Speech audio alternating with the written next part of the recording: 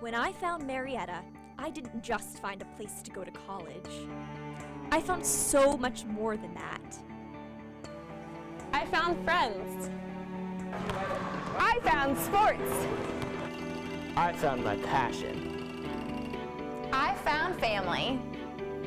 I found my calling. I found a place to call home. Discover what you can find at Marietta by visiting marietta.edu today. So there you are. It's flu season, and you're over 65 like me. You might be forgetting something serious. Your annual flu shot. The flu can be life-threatening, especially if you have chronic conditions like diabetes and heart disease, which can worsen with the flu. The immune system weakens with age. Ask about a flu vaccine option made specifically for us. Visit ncoa.org/flu to learn more and talk to your doctor about vaccine options for people 65 and older.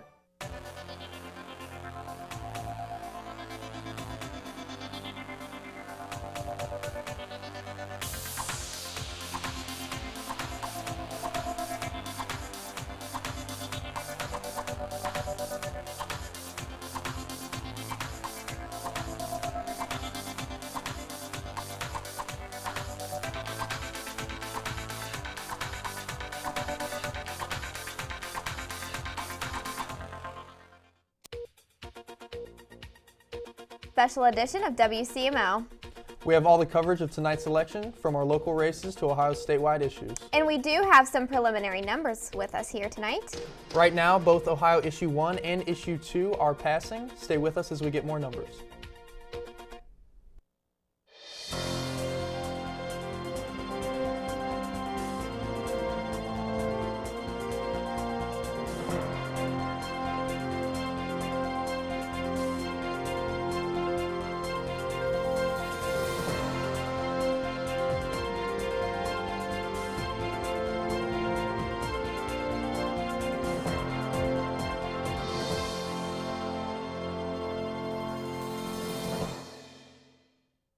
Hello and welcome to the special edition of WCMO TV. I'm Haley Lanham. And I'm Addison Painter. The polls closed just over an hour ago, and tonight we'll share the vote counts as they come in for our local races as well as statewide issues. The abortion rights issue is only Ohio's ballot this election. We'll start with a look at Issue 1. Next, we'll focus on Issue 2, which, if passed, would make Ohio the 24th state in the country to allow for recreational cannabis. Another issue on our local ballot is the proposed renewal tax levy to support Washington County's children's services. Here's a rundown by our very own Morgan Alstrom and Abby Scott on Issue 1.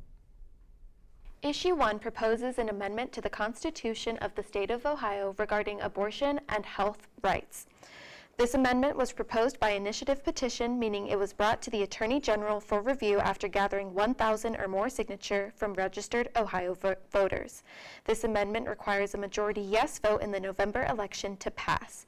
Issue 1 is a self-executing amendment, meaning that if it passed in the November election, there are no further steps before it is put into effect. If passed, it would be placed under Article 1 of the state constitution as Section 22. If passed, Issue 1 would establish individual rights over one's own reproductive medical treatment as a right protected by the Constitution of the State of Ohio. It would also create legal protections for anyone who assists an individual with receiving reproductive medical treatment. In both of these cases, reproductive medical treatment is specified as including but not limited to abortion. If passed, Issue 1 would prohibit the state of Ohio from in any way preventing an abortion that would occur before the fetus is viable. Issue 1 would further grant the authority to determine a fetus viability solely to the pregnant woman's physician to be decided on a case-by-case basis. The state would not be able to directly or indirectly burden, penalize, or prohibit these abortions without demonstrating the use of at least restrictive means. This sets a high bar for the state to be able to prohibit abortions prior to the viability of the fetus.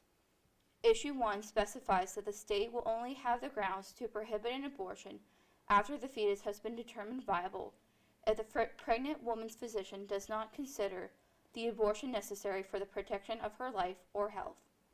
If passed, Issue 1 will guarantee the right to an abortion at any stage of pregnancy, regardless of the fetus's viability. if the treating physician has determined the procedure to be necessary for the protection of the pregnant woman's life or health. To summarize, a yes vote on issue 1 is supporting the protection of individuals' rights to their reproductive health decisions. Pregnant women would have the right to an abortion before the fetus is determined viable by their physician. After the fetus is determined viable, abortions would only be permissible in cases where a physician determines that the pregnancy puts a health or safety on the pregnant woman at risk. The state would not be allowed to prevent abortions which are performed to protect the health or safety of the pregnant woman. A no vote creates no changes in the current reproductive health policies of Ohio. If passed, issue 1 would be enacted 30 days after the November election as Section 22 of Article 1 of the Constitution of the State of Ohio. If not passed, there will be no change to current policies. Thank you, Morgan and Abby, for explaining issue 1. Now we'll move to Zach Heiseroth and Grant Moore to learn more about issue 2. Issue 2 proposes a new state law regarding the legalization of cannabis in Ohio. This law was proposed by the initiative petition, meaning it was brought into an Attorney General for review after gathering 1,000 or more signatures from registered Ohio voters. This law requires a majority yes vote in the November election to pass. If passed, it would be placed under the Ohio Revised Code as Chapter 3780. If passed, issue 2 would define adults use cannabis in accordance with current legal definitions of marijuana. Issue 2 would legalize and regulate cannabis for adults 21 years of age and older. This includes the cultivation, processing, sale, purchase, possession, home growth, and use of cannabis. It would also establish the Division of Cannabis Control within the Department of Commerce. The Division of Cannabis Control would be responsible for regulating, investigating, and penalizing the operators, testing laboratories, and licensed individuals in relation to adult use of cannabis. Additional protection would be created for individuals who partake in these permitted forms of adult cannabis use. Issue 2 would also establish a cannabis social equity and jobs programs, which requires program applicants to be approved by the Department of Development based on social and economic disadvantage. The Division of Cannabis Control would be required to provide preferential treatment to approved applicants from the Cannabis Social Equity and Jobs Program when licensing cultivators and dispensaries. The Division of Cannabis Control would also be required to protect any confidential information which could potentially identify any adult cannabis user to the public. If passed, issue 2 would prohibit local county or city governments from limiting specific research or levying any tax or charge on adult cannabis businesses that is not charged on any other business. Local county or city government would also be prohibited from prohibiting or limiting any form of adult cannabis use that is authorized by this law. However, landlords and employers would be authorized to prohibit adult cannabis use under specific circumstances. Issue 2 also specifies that adult use of cannabis, both drivers and passengers, would be prohibited while operating a motor vehicle. If passed, issue 2 would limit criminal liability for financial institutions that provide services for lawfully operating adult cannabis business or licensed laboratory. Issue 2 would also require the Division of Cannabis Control to work with the Department of Mental Health and Addiction Services to establish a cannabis addiction program. If passed, issue 2 would place a 10% sales tax on all adult use cannabis sales by dispensaries, on top of all existing sales taxes. The funds collected by this tax would be distributed across 5 funds, which would be created in the state treasury by the passing of issue 2. 36% of the tax collected would go to the Cannabis Social Equity and Jobs Fund. 36% would go to the Host Community Cannabis Facilities Fund. 25% would go to the Substance Abuse and Addiction Fund, and the remaining 3% would go to the Division of Cannabis Control and Tax Commission Fund. In summary, a yes vote on issue 2 supports the legalization of cannabis use for adults aged 21 and older and establishes the Division of Cannabis Control to oversee the regulation and taxing of cannabis use and cannabis industry operations. A no vote creates no change to the current policies on cannabis use in the state of Ohio. If passed, issue 2 would be enacted 30 days after the November election as Chapter 3780 of the Ohio Revised Code. Thank you, Zach and Grant, for explaining issue 2. Now we'll head back to Zach to hear more information about the renewal property tax levy. The proposed tax levy is a renewal of an ongoing property tax in Washington County. A majority affirmative vote for the tax levy in the November election is required for it to pass. The proposed tax levy seeks to renew an existing 5-year property tax in Washington County, which is set to expire this year. The funds from this property tax go to the Washington County Children's Services and are used explicitly for foster care placement services. This tax is estimated to collect $895,000 for foster care services each year. The renewal of this tax levy will not increase current property taxes. If renewed, the tax levy will continue to collect 0.55 mils per $1 of property's taxable value. This means that property owners are currently paying $19 annually for every $100,000 of their property's value. The proposed renewal would extend this tax for another 5 years, meaning property owners would continue to pay this $19 per $100,000 in property value for the next 5 years. If the levy is not renewed, property owners would no longer pay this tax, and property taxes will decrease by $19 per $100,000. A yes vote supports the renewal of this tax levy for another 5 years and would continue current property tax rates. A no vote supports the immediate removal of this tax and would decrease current property tax rates. If passed, the renewal or removal of this tax will commence in 2023 and will affect tax collection in the 2024 calendar year, meaning it will impact property taxes in the upcoming tax season. Thank you, Zach, for telling us everything we need to know to understand the proposed renewal tax levy. Now that we've heard all the proposed legislation, we'll take a short break. And when we get back, we'll hear more in depth from both mayoral candidates and why they want your vote. Stay with us. We've always had villains to face. Bad guys to take down. But you are the most horrible of all.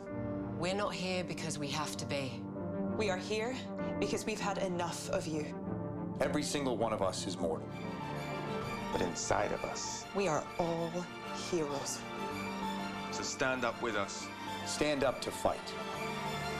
Stand up to cancer.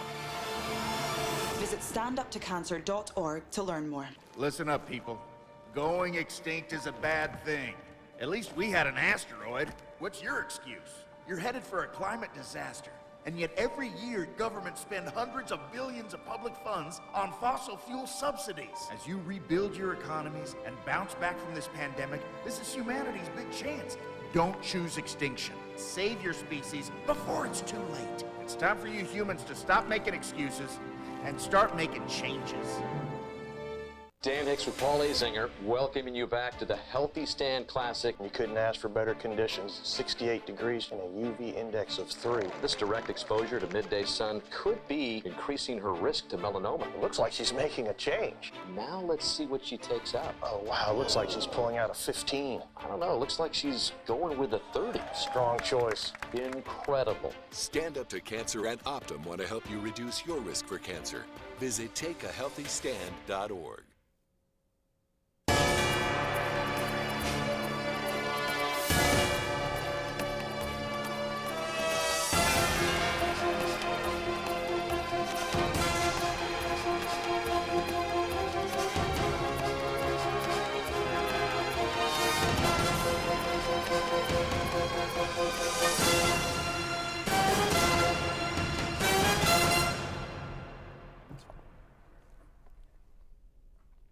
Welcome back to tonight's exclusive coverage of our local election.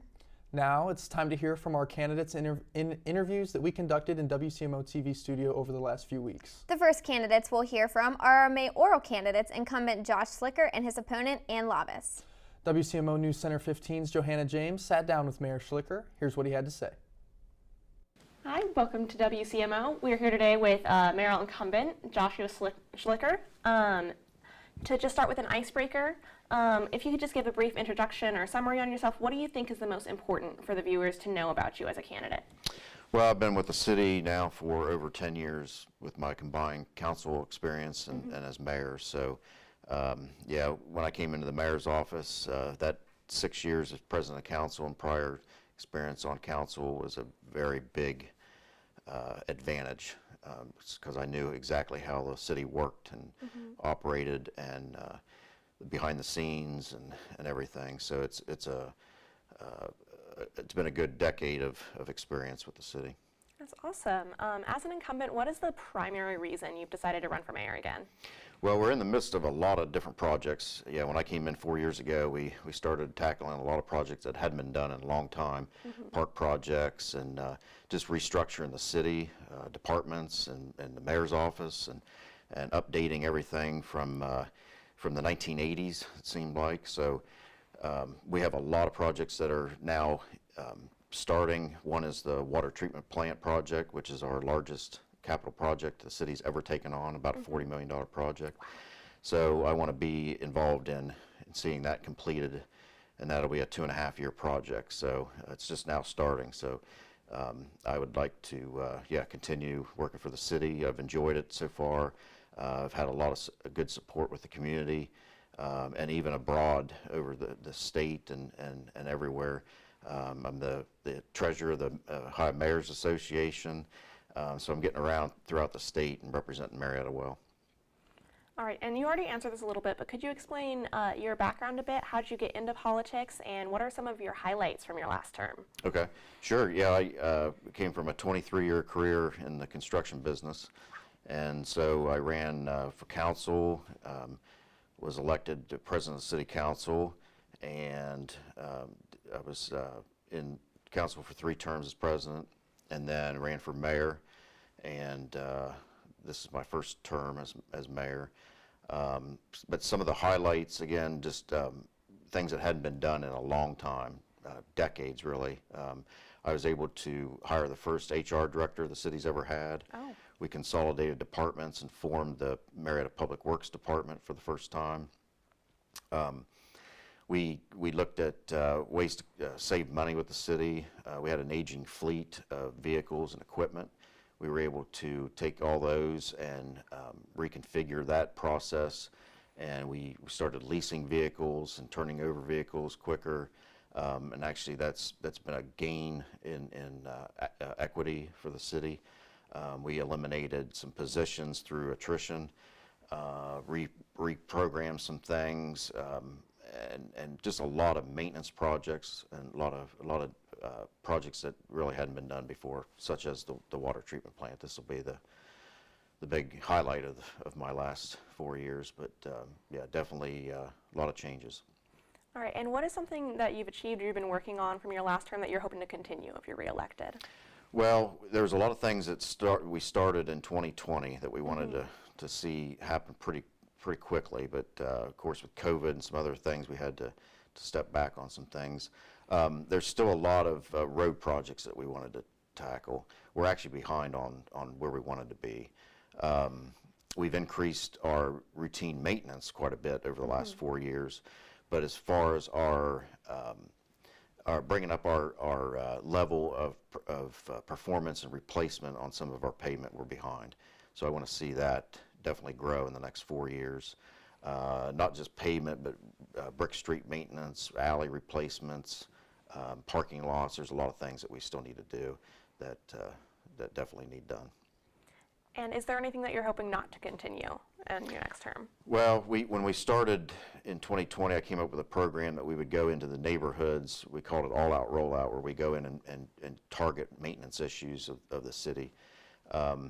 We have kind of rescaled that a little bit and made some improvements. We want to continue that. We don't want to discontinue it, but we want to make improvements and better deliver services to the city.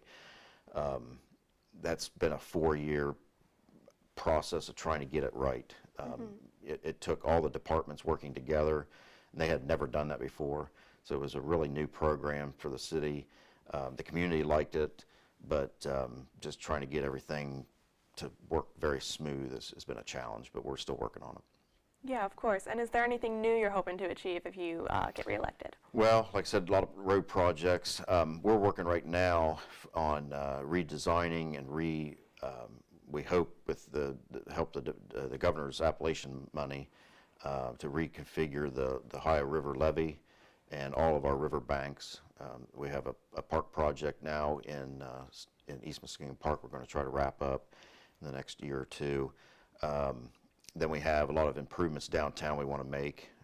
Right now we're doing about $1 million traffic light reconfigure, so that's going to improve some things downtown and Route 7 and Green Street.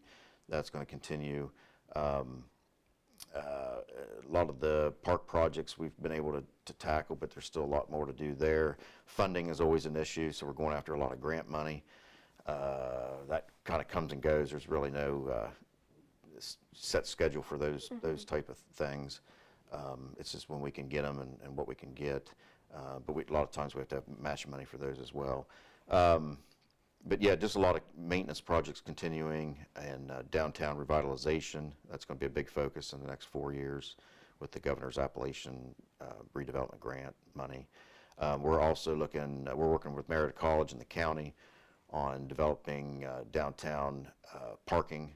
So we're working on a $25 million grant with the RAISE grant. That'll include 2 new parking garages for improved downtown parking. But yeah, there's a whole lot of things going on. And we've talked a lot about what you'd be planning on addressing if you're reelected, but if you had to choose just one issue, what would you be most passionate about addressing if you're reelected? That's tough. Yeah, because I'm really trying to focus on what the community wants and what I get feedback from. Probably the biggest that we need to focus on is road work and accessibility, more sidewalk work. So infrastructure-wise, we're in pretty good shape. We do water line replacements and sewer as needed. Those projects are so expensive, you just can't go, tearing up all the neighborhoods and putting new water lines in, but we do those as needed. But really, road work and sidewalks and access points are going to be a big focus. All right, and considering the variety of needs in our community, how do you work to maintain a relationship with your constituents? Well, social media is good. I really have a lot of interaction with people just stopping in the office, and they send emails and phone calls. I like to have an open door where if someone wants to come in and talk, they can do that. I take phone calls. I don't have a gatekeeper as far as phone calls and the office door. So really, yeah, open door, phone calls. I take phone calls in the evenings, email, social media. Yeah, just everything combined is a good way to stay in touch with everyone. Attending the meetings, council meetings, I get stopped on the street usually. That's one thing. After you're in office for a while, you get recognized, and people come up to you on the street and suggest things and ask for things, and we do our best to deliver, but there's always problems with either funding or things we can't do. But we definitely take everyone's feedback, and we want to deliver as best we can to what they want. And what's your perspective on how to balance and address that variety of needs in the community? Well, a lot of it has to do with funding. Like I said, there's things that there's low-lying fruit where you can go in and do things. That's what our all-out rollout program was trying to do, is do the stuff that we do normally on a day-to-day basis, focus it on specific neighborhoods and in a timely manner, and work as a team. But yeah, a lot of it is really funding hurdles, and then there's just things that take a lot of time to do. Either you have to go through legislation with city council, or you have to get approvals to do things. We're working right now on a economic revitalization program in Marietta. We're tackling blight and tearing down houses and buildings that are vacant and burned out and whatever it might be. So there's just a lot of that we'd love to do, but you got to time it and you got to space it out depending on the funding stream.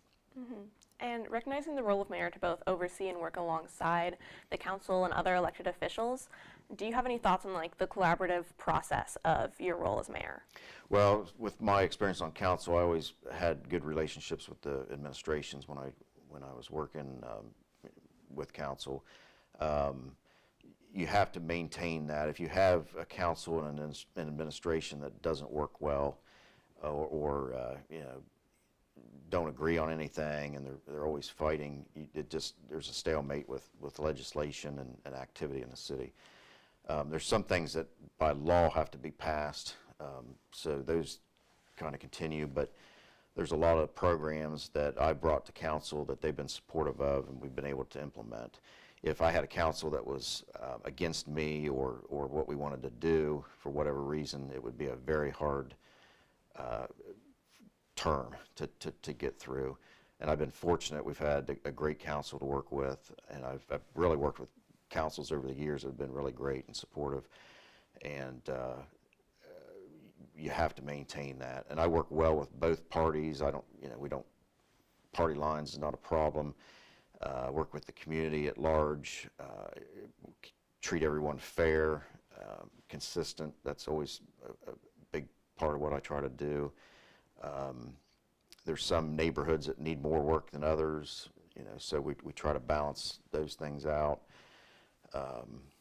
But yeah, you have to have, and even with the county commissioners, I've got a good relationship, other county officials, state officials. You have to have that in order to get things done. You can't have, animosity and problems, and it'll just tie up things, and yeah, you never get anything done. So considering that, how would you approach a situation in which the council or an individual elected official disagrees with your plans or ideas? Well, usually try to sit them down and say, here's what's best, or here's where we want to go. And there's times where they've changed their mind. There's times where they've stuck to their beliefs or their own goals or whatever. But most of the time we've been able to say, here's what's best for the community, and that usually sells it. And really, I can't think of anything that's really been a big holdup in the last 4 years. I haven't had a majority vote on some things, but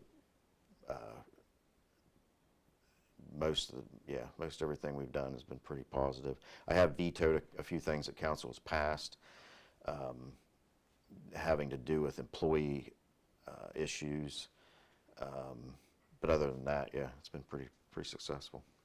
All right, and to close, what is one message you'd like to give to the community of Marietta?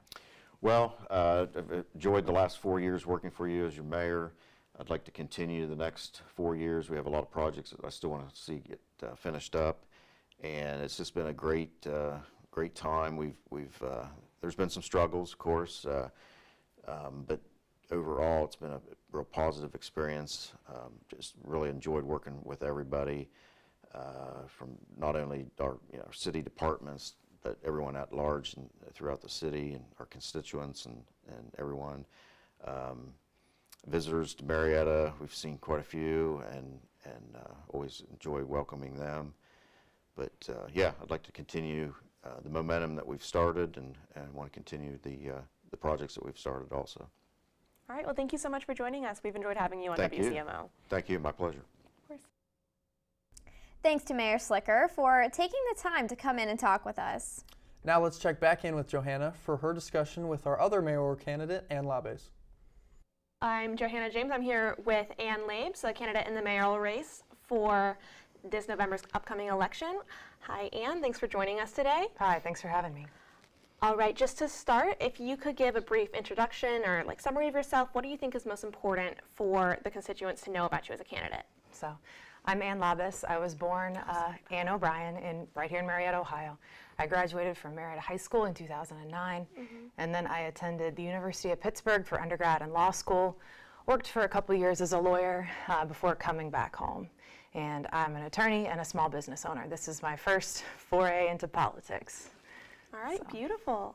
Could you explain your background a bit? How did you get into politics, and what have some of your highlights been leading up to this? Sure. Well, I've always been political, so to speak. I've always been somebody who has an opinion. I'm a lawyer, so we like to hear ourselves talk, allegedly. But having an opinion and being informed has always been very important to me. As soon as I could vote, I registered to vote, and I was voting. So I've never really felt comfortable placing myself in either camp of the two big parties. I have a little bit of an ideological block there with just assigning myself to one side or the other and checking all the boxes. So I am an independent with progressive values. All right, and if you had to choose one achievement to this point, what do you think is the achievement you're proudest of leading into politics?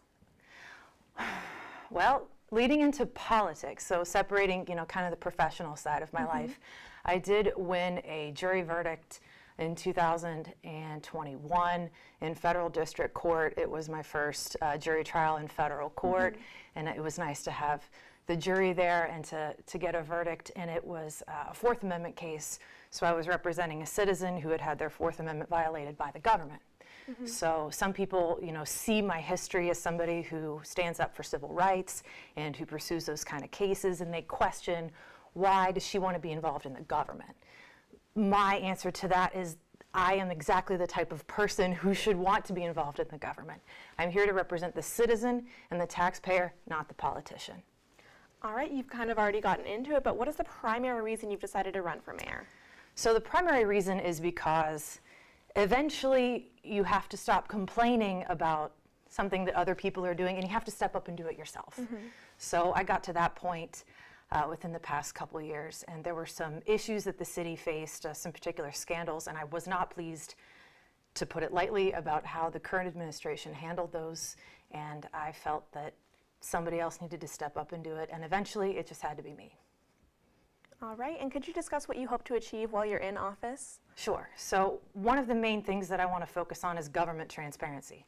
Right now, when you ask the city for public records, it's almost like you're asking for the nuclear codes. It doesn't need to be that way. We need a designated public records custodian, and we need more information available online. This is 2023. Okay, you should be able to go online and you should be able to see the city's financials. You should be able to see the status of your complaint. Let's say that you're mad about a pothole that's outside of your house and it's dangerous and it's messing up cars, and you've called the city 5-6 times. This is the kind of stuff that I'm hearing from constituents when I go door to door. They want to know where that complaint is going. And if you have an online system where folks can log in with a control number and they can see, oh, this is the department that my complaint has been directed to. This is the priority it's been given. It helps the citizen feel like they're being heard, and it also helps for accountability on behalf of the city. So that's something that I want to encourage. Also, I think that we need to market ourselves, people my age and younger.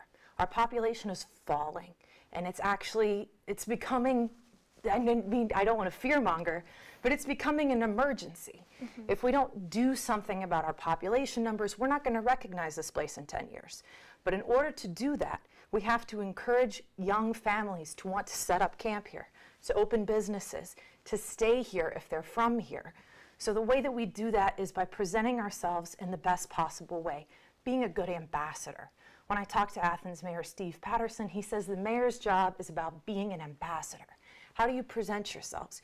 We want to present ourselves as progressive, open, welcoming to everybody, because that's how we get younger people to want to stay here. And out of all of that, if you had to pick just one issue, what would you be most passionate about addressing as mayor? One issue that I'm most passionate about. It's kind of an overarching theme, and I don't know if anybody else in the studio is from here except for me today, but there's kind of this pervasive theory in Marietta that there's one set of rules for one type of citizen, and then there's the rest of us. It's who you know. Are you in the club? It's good old boys club. I'm not in the good old boys club. There are things about me that are going to preclude my entry into the good old boys club from now to the end of time. I'm not trying to be in the good old boys club. If there's one thing that I care about the most, it's that making sure every citizen, whether or not they feel like they're invisible or they're not being heard, every citizen knows that they are equal. And considering the variety of needs in our community, how would you intend to maintain a relationship with your constituents? So leaving the door open, making sure that if they call, they get a response. And again, this goes back to the complaint tracking system. If somebody wants to talk to me, they need to be able to talk to me. I'm open to that. I put my phone number on all my campaign materials for a reason. I want to hear from folks. I want to know what's affecting you if you live in the West Side or way up in the First Ward, places where I don't normally get to on my day-to-day life. I want to hear about this. So I think that really fostering that communication and making yourself open and making yourself accessible and just meeting people with kindness. When people call the city, sometimes they're not having the best day. Something's gone wrong and they're upset. They want to be met with compassion, kindness, and understanding. And even if we don't see eye to eye, I want them to know that they're heard. And what's your perspective on how to balance and address that variety of needs in our community? I'm sorry, I'm not really sure if I understand it.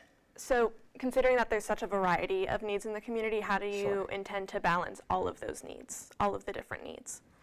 Well, I think it starts with picking good people. So the mayor is in charge of a lot of different appointments and making sure that those appointments are the right person for the job. Not just somebody that you owe a favor to, not somebody who helped you in your campaign, but the person who you can place them in that position if they're in a public-facing position, that they're right to deal with the public. They're somebody who's compassionate. And I think that placing the right staff and making sure that everybody has the same core values of compassion, understanding, and making sure that even, those unheard citizens are felt as equal as everybody else, I think that's what's most important. All right, and recognizing the role of mayor to both oversee and work alongside the council members and other elected officials, do you have any thoughts on the collaborative process of the role? Sure. So we do have a council mayor system in town. So if you want to, make certain expenditures or pass certain laws, you do have to have approval from both. One thing that I am passionate about is transparency. Now, when legislation comes through, I think the numbers right now are close to 90% of it is passed on an emergency. What does that mean? It means that there are no public readings. They suspend the public readings. You don't know what the law is until it gets uploaded maybe a half year or a year later into the online database. That's not transparency, to my opinion. 90% of our laws being passed aren't emergencies. What's a real emergency?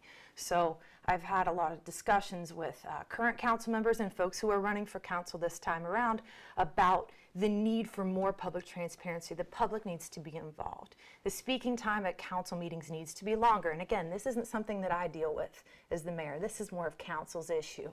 But something that I'm passionate about is if I don't like the piece of legislation on my desk, I will veto it.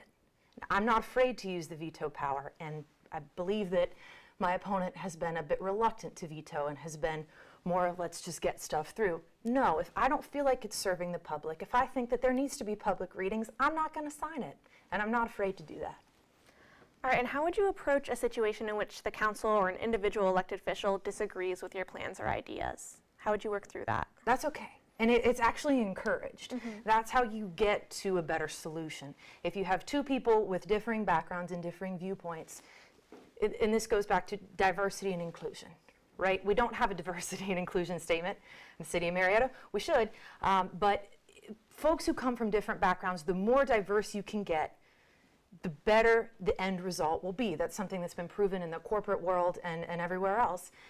People are going to come from different walks of life. My experience is not going to be the same as yours. It's not going to be the same as somebody who disagrees with me. But it's sitting down and finding the common value. What do we really care about? What are our values? What are the citizens' needs? And how do we advance the citizens' needs? Because that's first and foremost. It's not making friends with politicians or being afraid to make somebody mad. It's what does the citizen need? And that needs to be the #1 priority. All right, beautiful. And to close, what is one message you'd like to give to the community of Marietta? I'd like to say, come out and vote in November. I know it's not as exciting sometimes as voting every 4 years for president, but the voting booth is the one place where the least powerful citizen and the most powerful citizen are equal. And when we talk about municipal elections, these are the folks who are really going to affect your day-to-day life. So well said. All right, thank you so much for joining us on WCMO. We are so happy to have you. This is candidate Ann Labes for mayor, and we hope that you tuned in. Thank you. Thanks. Thank you, Johanna, and thanks to both of the candidates for visiting our studio. And now, here with an update of the vote count for the mayoral election is WCMO Center 15's Morgan Ahlstrom. How do the numbers look? Thanks, guys. As of now, actually, it looks like we have the final numbers in. It looks like incumbent Josh Slicker won at a 69% for him. And Ann Labes, independent, has a 30% vote, with 1% at a write-in for the final numbers. So congratulations to still active mayor, Josh Slicker. And now back to you guys at the desk. Thank you, Morgan, for giving us a look at the numbers in real time. Now we're going to take a quick break, but when we get back, we'll have the rest of the votes. Stay.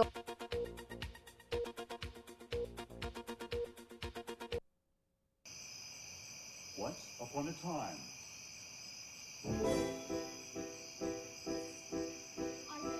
in a far-off kingdom, lived a young maiden, a sad young lad, and a childless maiden.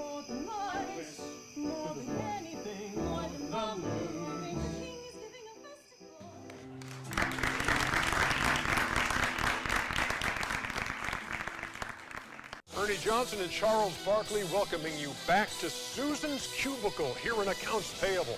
What an afternoon of non-stop bookkeeping action, Charles. All that work, just terrible for her posture and circulation. Just get moving. It helps in the prevention of so many cancers. Are you kidding me? She set herself a reminder to get out of that chair and move. That's a smart use of a timeout. She's somehow still reading her emails while getting her heart rate up and moving her muscles. Healthy habits that could lower your risk of cancer. Uh-oh, it's Karen from the IT department. This is a wrinkle no one saw coming. She means well, but she just derailed the yoga class down in accounts receivable. There she goes with one of her usual distractions. But Susan tosses her a no-look wave. That's a crazy move. Let's watch it again. There's the effortless side wave. Susan's putting on a clinic. Susan from Accounts Payable, dominating. Stand Up to Cancer and Optum want to help you reduce your risk for cancer. Visit takeahealthystand.org. Being isolated and lonely can be harmful to your health, resulting in high blood pressure, a greater risk of heart disease, and early onset dementia. So it's important to build and maintain social connections. Try a new hobby, volunteer, exercise, or use your phone or other device to stay in touch. Visit connecttoeffect.org to find resources and ways to stay connected. This message is brought to you by United Healthcare and AARP Foundation. And welcome back to tonight's special election coverage. Now we're here with Morgan with the rest of the numbers. Hey guys, again, Josh Slicker won mayor again at 69.32%, and Ann Lobis lost sadly with 93% vote. And for president of council, it looks like Marietta's own David Grandi lost with 46.17% of the vote, and Susan Vessels won at 53.83%. For auditor, it looks like we have Sherry Hess, who won at a 66.57%, and Allison Orocho, who lost with a 33.43%. And Paul Bertram, the third, uncontended, won with a whopping 100% vote. Member of council at large, it looks like we have Harley Noland, who won with 21.60% of vote. It looks like it was really close, with William Farnsworth close behind at 19.99% votes. And, oh, it looks like Cassidy Shoaff and Ben Rutherford were close behind, both almost equal, with 20.21 for Ben Rutherford and 20.80% for Cassidy Shoaff. And member of council First Ward, uncontended Democrat Michael Scales, 100% votes. Congratulations, Michael Scales.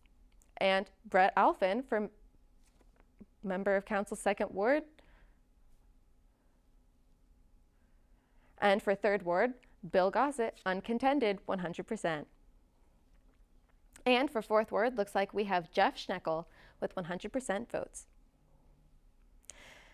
Judge of Municipal Court, it looks like Randall Jedlink is in the lead with 56.81%. And member of Board of Education, Russ Garrison, won by a landslide with 93.90% of votes. Issue 1, it looks like congratulations on reproductive rights, because 58% was voted for issue 1, which means that women will be allowed to have an abortion at any stage of pregnancy. For issue 2, it looks like it also won 4 at 56%, which means that cannabis for adults is legalized and will be enacted within, I believe, 30% of the 30 days after the election. And for the tax levy, it looks like it also was voted for at 63.29%, which means that taxes for foster care, I guess now back to you guys at the desk. Thanks, Morgan, for that quick update. Now we'll hear from more of our candidates that ran for office. Let's check in with Haley Lanham now. She recently had the chance to hear from Marietta City School Board candidate Russ Garrison. Let's see what he had to say.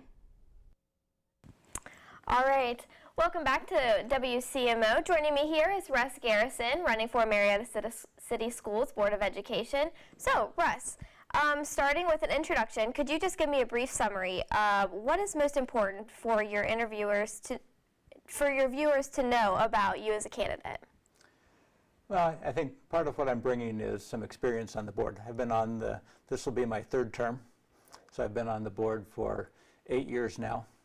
And I think one of the key things that I learned early on is that school is a lot more complex than we realized coming in from our experience going through school. Running a school and operating a school is much different than attending school or sitting in a classroom. And so some of the continuity and experience I think is important. The other aspect is that we're just finishing up a strategic plan and implementing the actions on it that I think are really key in moving forward and doing a much better job of getting all of our students proficient as they come out of school and ready for life. Okay. So, as an incumbent, what is the primary reason that you have decided to run for the Board of Education again? It ties back to the strategic plan. I was on the verge of deciding 8 years was enough, but with the strategic plan that we worked on, the actions laid forward, I think it's really important that we have the continuity to move that forward and keep it moving and make the progress that we have teed up. One of the things that I recognized early on that, it took me a couple of years to get my feet under me and start understanding school and that, and the 3 board members that are remaining have been on the board for only 2 years. And so you need the continuity to keep everything moving and not start over again every 2 or 4 years. Absolutely. So, can you explain your background a little bit? Like, how did you get into education, and what are some of your highlights over your last term? My background is trained as an engineer, worked in plastics manufacturing, polymer manufacturing for 35 years before I retired. 8 years ago, there was a board member that we thought was going to run again and decided not to at the last minute, and so I ended up running as a write-in candidate and getting involved.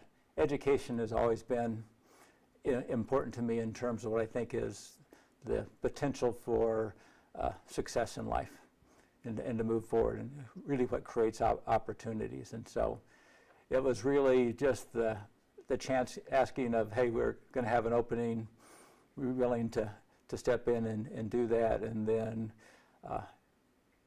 getting enthralled with the process and learning over the last 8 years is that it really has been a learning experience. And moving forward, it's really the key accomplishments, I think. We had some failures with trying to build new schools that I think was really a missed opportunity for the community, because we were at the lowest point of interest rates, and that it was going to be hard to build what we need in the future anywhere close to the same costs as we had at that point in time. But over the last couple of adoptions of curriculum, we've really focused more on really getting a high quality curriculum and finding the instructional practices that really have the potential of getting all of our students proficient, not just a portion of them proficient.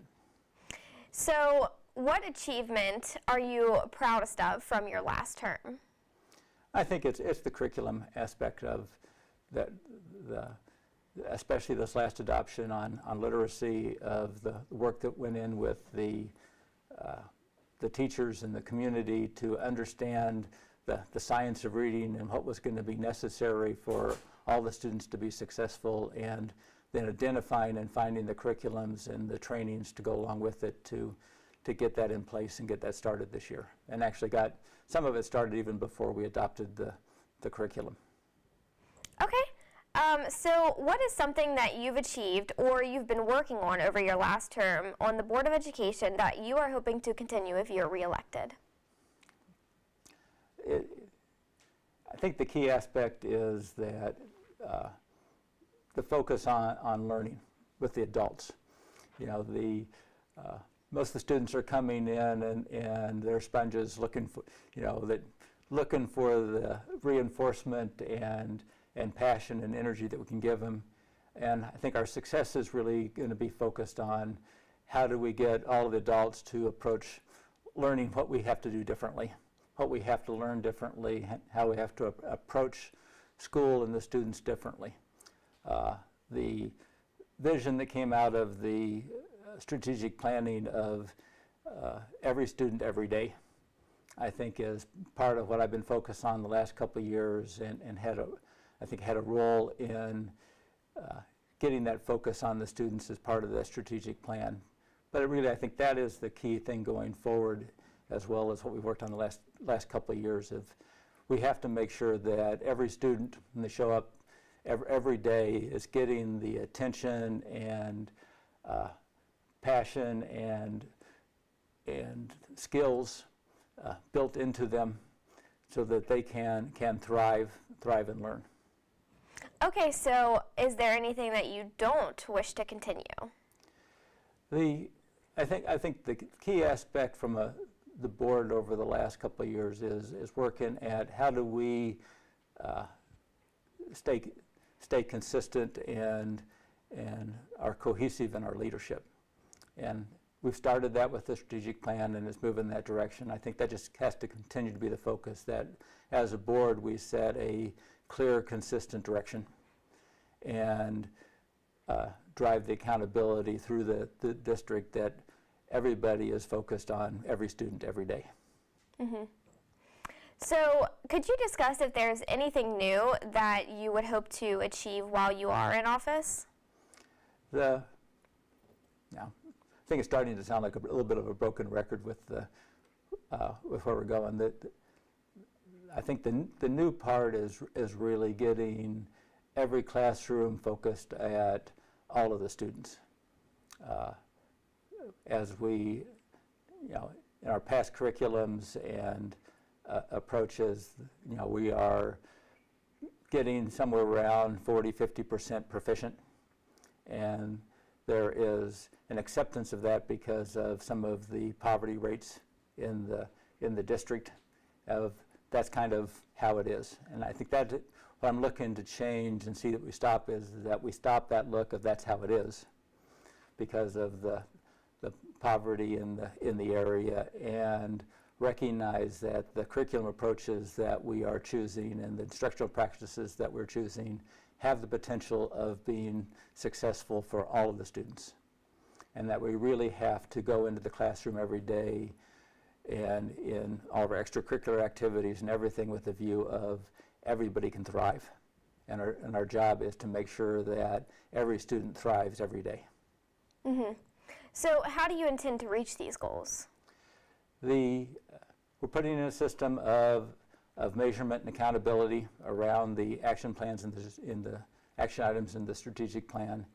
I think it's really that month-to-month measurement and accountability of, are we moving towards the actions we have defined, then going back and, did those actions give us the results that we're looking for, and continue that cycle of doubling back, making sure that they're working, accountability to make sure that what we had defined actually gets done and implemented, and then just continue to repeat that process back and forth of, is it working, and what's next? Are we doing what's next, and then did it work? Mm-hmm. And keep moving through that cycle. Okay, so if you had to pick just one issue, what are you most passionate about addressing if you are reelected as a member of the Board of Education?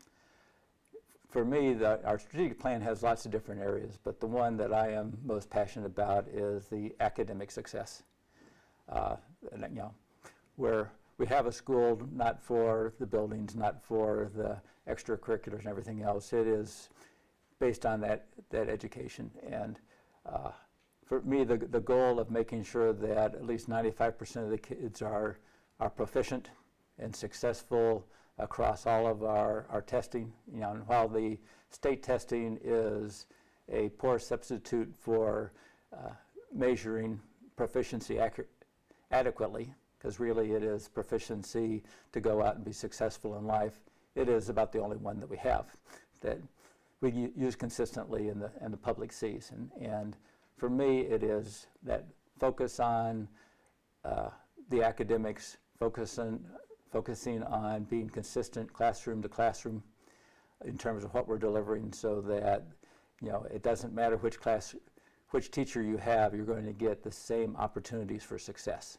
And that we really drive that academic performance. Okay, so how would you plan to address this issue? We've laid out the key aspect. Now it's just the hard work of measuring how we're doing in each classroom. Are we following the curriculum? Are we learning how to follow the instructional practices that have been outlined?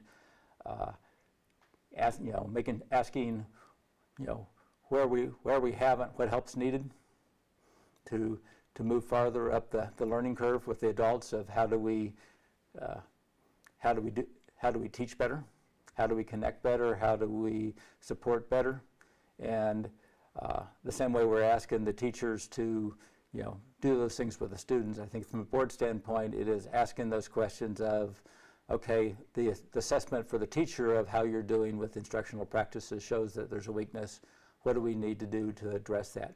What help does the teacher need? What additional professional development is needed? What supports are needed to be able to for the adults to move up the learning curve so that the students move up the learning curve?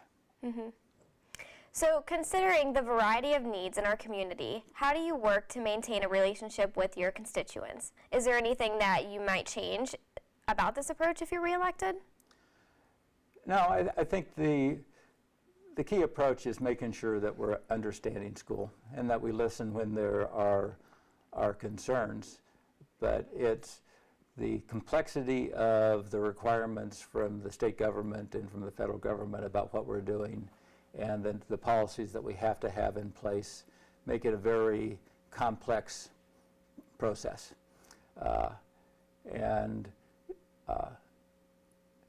I think the key aspect of connection is if we're successful in connecting with every student every day, the connection with the community is going to be there. What parents are worried about is when the kid comes home and they're disconnected and they're unhappy and school was a bore for the day. And and what you really want is the kid to come home and say, look what we did today. Look what I learned today. Let me tell you about what I learned. Let me show you what I learned.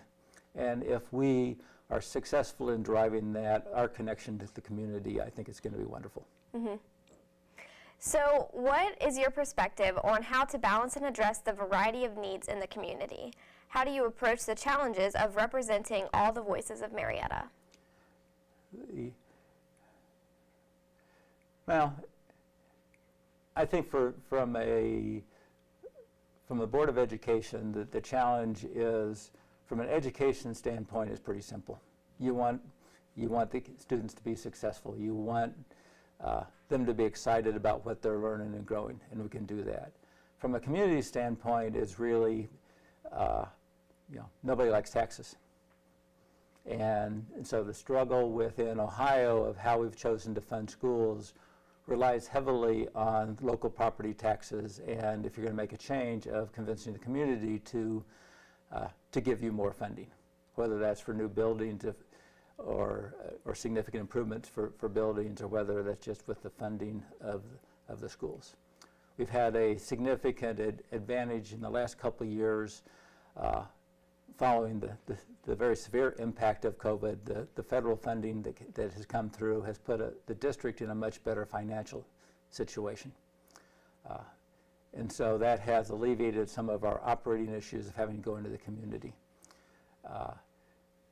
It really is the balance between how do we successfully educate and what are we asking for the community to do from a financial standpoint.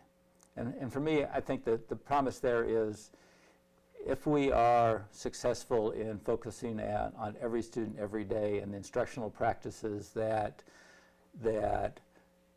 actually have us being successful with every student every day, the enthusiasm we can create in the community will help us deal with the financial asks that we have to make in balancing everybody's concern. I think, you know, there's always going to be a portion of the community that the answer is I'm not going to vote for any tax at all. But I think a significant majority of the community, if we can come out and show our success in meeting the needs of every student every day, are going to be much more enthusiastic about helping the schools. Mm-hmm. So, recognizing that there will be a variety of interests and opinions on the Board of Education, what is your approach to collaborate with others when you disagree on an issue? I think it's, you know, it is the fun of having energetic and challenging conversations. That you have to be willing to listen, and you have to be willing to talk about what your views are and the controversy you create with how you're choosing to push. The difficulty on a school board in Ohio is that other than a few specific personnel related issues and and some dealing with purchases of property and things like that, all of the discussions have to be in front of the public. So if somebody wants to come and watch us hash out issues, they can come and watch us hash out issues. Other than the few exceptions around when if we're dealing with a disciplinary issue or a contract issue, we don't you don't take people apart in public. You don't take employees apart in public. Those are part of what you can do in executive sessions, where we can have those difficult conversations. It's really the skill of learning how to have those conversations in front of a broad audience is why it makes it difficult. And you just, you work at remaining polite and specific about what you're looking for and why you think the approach you're advocating for is important. Mm-hmm. So, do you have any thoughts on the process of balancing and representing the needs of your constituents with this variety of interests on the Board of Education? Yeah, I think the key on the board is to get to a common objective. The part of the strategic planning process we went through was the board sitting down and talking about what's important to us, where do we want to go, was consistent between the board's conversations and the broader conversations we had within the community and within the staff that lined up with that pretty good. And the mission that deals with a collaborative approach that gives every student the opportunities for success. It's really bringing it back to that. It's easy to get diverted on the board into, what color paint should we have, or what facility should we pay attention to, or how do the finances look, because those are some of the easier things to come in from the outside and see. It's easy to look at the balance sheet and say, how do the finances look like? It's easy to walk around the buildings and say, I think we ought to do something to the building. It's much harder to understand this is what we have to do for that student to be successful. And so the different interests in the community, different interests on the board, for me, it really comes back to pulling the conversations back to that focus. We're talking about different things. Which of these will get us the most progress for every student every day? And do that. And it's that challenge because it's easy to get diverted into other parts of the conversations or other specific issues or somebody having a pet peeve about what's going on. It's really bringing it back to what's important to the students. What's the best answer here with the flexibility we have so that we can be successful with every student every day. Right. So, to close, what is one message that you would like to give the community of Marietta?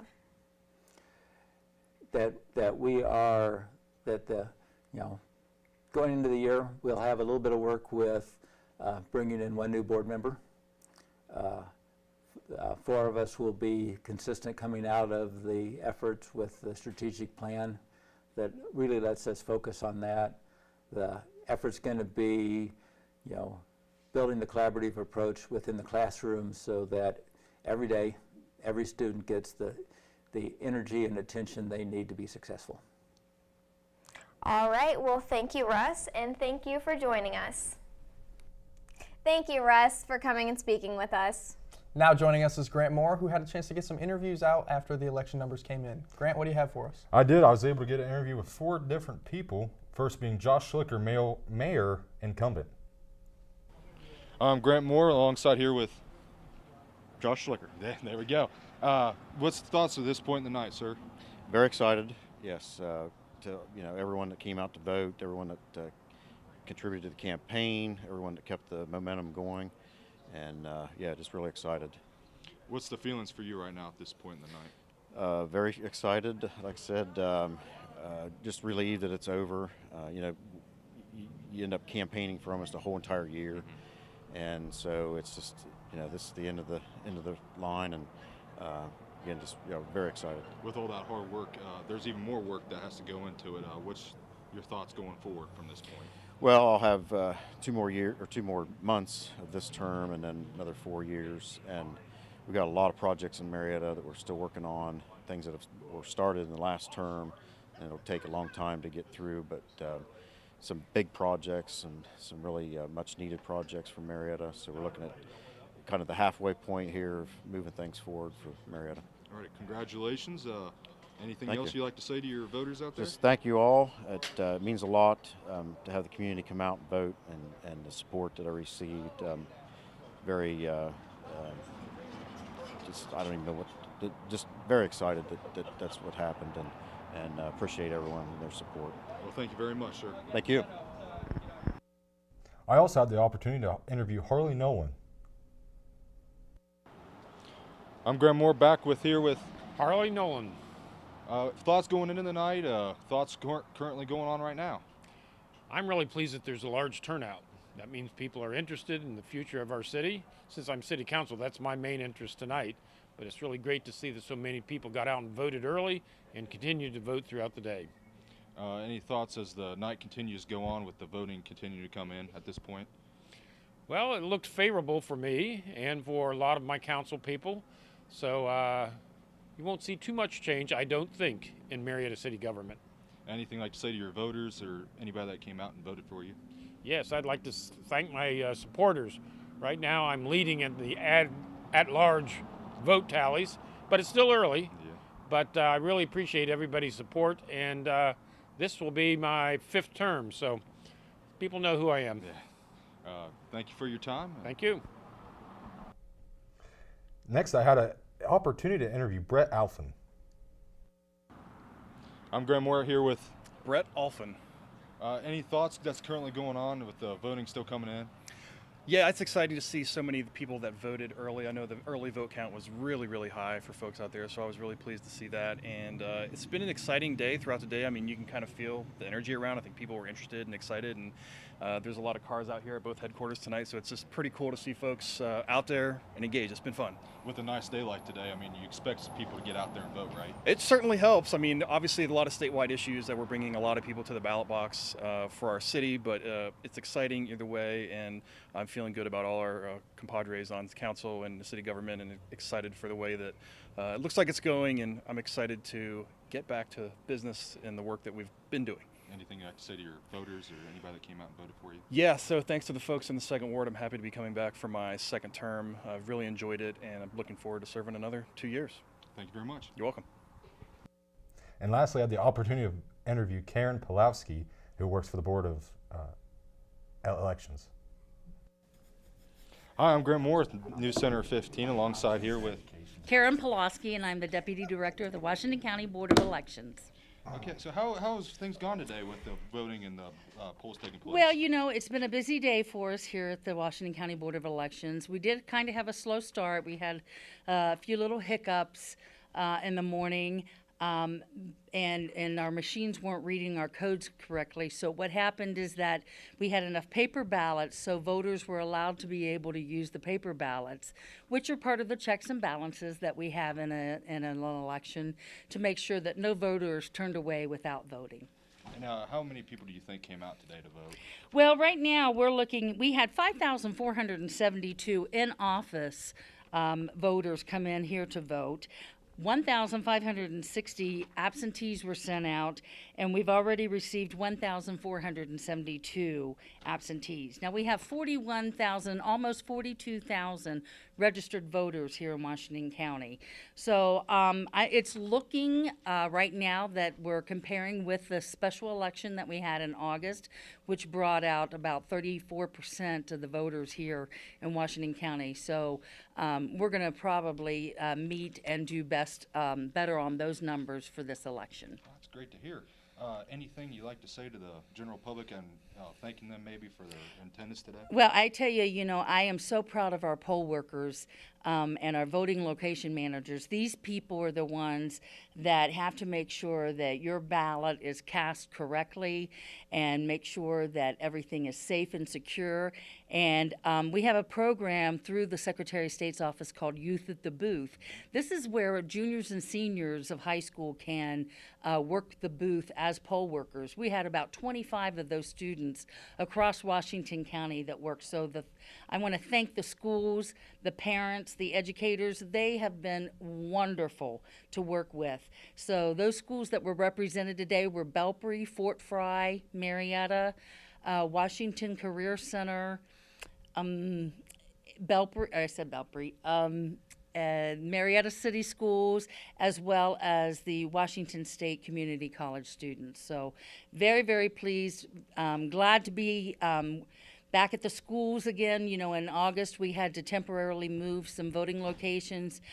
We love partnering with the schools. They've been wonderful to work with, and just, you know, looking forward to getting these results out as soon as we can. That's great to hear. Thank you for your time. Alrighty, thank you.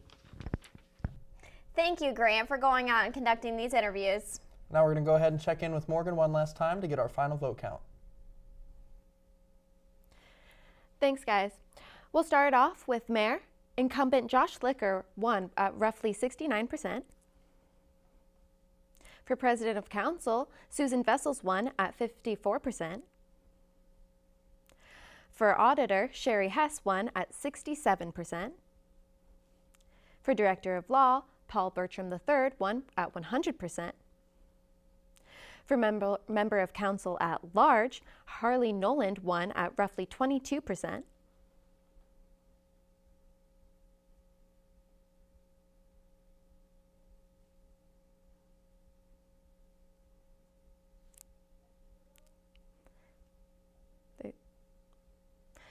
For Member of Council First Ward, it looks like Michael Scales won at 100%. For Member of Council Second Ward, Brett Elfin won at 100%. Republican Bill Gossett won for Third Ward at 100%. And for Fourth Ward, Jeff Schneckel won at 100%. For Judge of Municipal Court, it looks like Randall Judlink won at 57%. For Member of Board of Education, it looks like Russ Garrison won with a whopping 94%. And Issue 1 is voted for at 58%. Issue 2, for 56%. And for Issue 3, the Washington County Proposed Tax Levy Renewal, it looks like it's also for at 63%. Thank you, Morgan. And that is all we have for tonight. I'm Haley Lanham here with Addison Painter. Thank you for watching the special election night edition of WCMO NewsCenter 15.